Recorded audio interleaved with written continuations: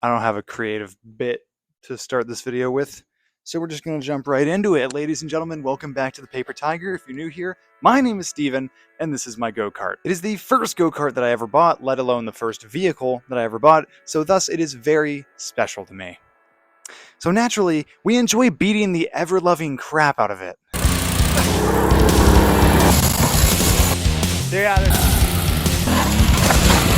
Anyway. In the last video this car was in, it was winter and we were riding it in the snow. And just like every year that we ride the kart in the snow, it didn't end well. Go watch that video because we had way too much fun making it, but if you're a bum and don't want to, here's a recap. Throughout the video, we were having a weird issue where the chain kept falling off the sprocket, and by the end of the video, the master link had sheared in half, and we were left without a chain. And I thought that was the only issue that had come up that day, but I was actually wrong. After that video was filmed, we had another good day with snow, so I put a different master link in the cart and I was riding around. Eventually, while I was riding, the chain locked up again, and I decided to just kind of shove it out of the way, and I let it sit for like a week, which was a huge mistake, because when I finally came out to fix the chain and check on the cart, I was in for a nasty shock. I just managed to get the chain off the green cart, and I was like, I wonder if it still starts. Nope.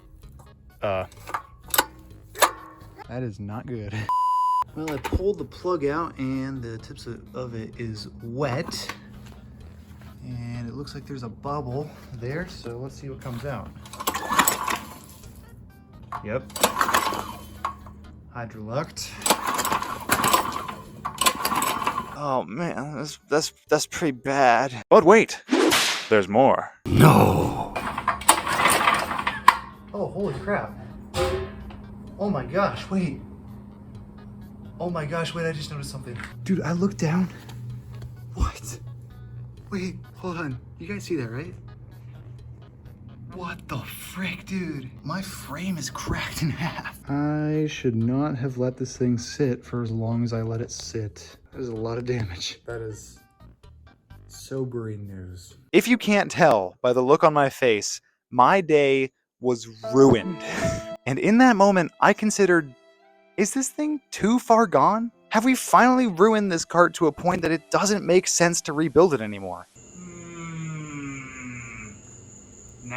I have sat in silence for the past 10 to 15 minutes, just thinking, what do I want to do here? Going to pull the engine off, gonna try and get all the water out of it, drain the oil, maybe do some power mods while it's off the cart. Then I'm gonna send the frame off to a good welding shop, see if they can't fix that, see if they can't fix that, and see if they can't fix that. So just like that, I had a plan. A 2-step overhaul plan, which very quickly became a 3-step overhaul plan. My friend Aaron came over that very same day to work on our karts together, and he took one look at the kart and was like, yo, dude, your sprocket is worn out, and that is definitely what's causing your chain to fall off. And I was like, yeah. What we decided to do was to remove both the axle and the engine and then send the frame off separately to get welded. Now, I was having a lot of fun working on stuff with Aaron, and I kind of forgot to film stuff, so this is going to be an awkward transition, but if you have a problem with it, then you're a beautiful person. I love you. All right, so I didn't really film much of anything on this, but the green cart has lost its axle privileges because we decided that we should really replace the sprocket. I mean, look at all the teeth on it there, angled in the wrong direction, and that's probably why we were having part of our chain issues. Yeah, we'll have like a 3-stage kind of project, and it should all come together to be good. Hopefully. Yeah. That's the plan. That's the plan. Since we'd already taken the engine off of the kart, and Aaron and I are both pretty confident working on 212s at this point, we decided to tackle that stage first. Stage 1, engine. Now, we didn't film it much, but we tore the engine down almost all the way down to the block, got every drop of water out of her, and then after that, we even removed the governor and installed 18-pound valve springs all in one night, and I am proud of that. As such, I just want to give a quick shout out to my friend Aaron. Dude, thank you so much for helping me on this. He's going to come back up later in the video, but genuinely, could not have done this without you. However, Aaron was not there for final assembly, so I ended up testing the engine myself. Moment of truth. Time to see if Aaron and I fix this thing right. I just gotta do it. Yeah, he went. He wants to go. You're gonna go, pal.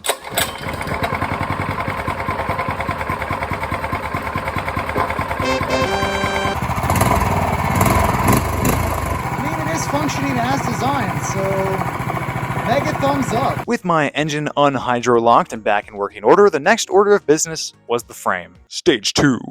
Frame. Luckily, I happened to work at a car dealership with a body shop, and I asked one of our body shop technicians who was good at welding if he could do me a favor and weld the frame for me. He was willing, and he ended up doing an absolutely phenomenal job. Completely knocked it out of the park, and he wasn't even going to make me pay for it. I gave him money anyway. I walked up to him and I handed him the money and I was like, hey man, I hope this is enough. And he took it, he looked at it, he saw how much it was, and he was like, oh yeah, we can totally buy some beer with this. And then he walked away. So I'd say that in the end, all parties involved were very happy with the end result. Which left one final step in our 3-stage rebuild plan, the axle. Stage 3. Axle. There's actually not that much to say here other than we got a new sprocket and new bearings, by the way, and we put them onto the axle. Just like that, we had everything to put the cart together, so that's what we started doing. Aaron came back to help me with some of the final assembly, and while I was working on putting the axle in, he found a straight pipe that was sitting in the back of my garage here, and he decided to put it on the cart, just for fun. Aaron's rigged up the throttle cable, pulled the engine down, and we put a different exhaust on it since we did some upgrading. I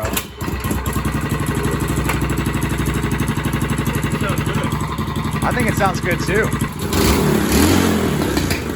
Dang! Give us Whoa!